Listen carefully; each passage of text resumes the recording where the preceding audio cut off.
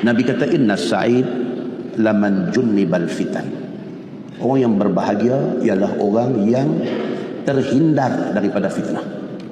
Bahagia.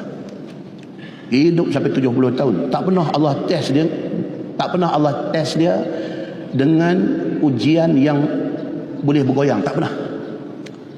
Dia kira okey aja, sikit-sikit dia kena, sikit-sikit betul je. Allah tidak pilih dia untuk dikenakan ujian yang berat dalam hidup dia. Dia bahagia. Nabi ulang 3 kali. Nabi kata orang yang bahagia adalah orang yang semasa hidup dia terhindar daripada fitnah. Orang yang bahagia adalah orang yang dalam hidup dia terhindar daripada fitnah. Yang keempat, Nabi kata orang yang bahagia itu adalah orang yang apabila diuji, terbit di mulut dia. Dia kata apa?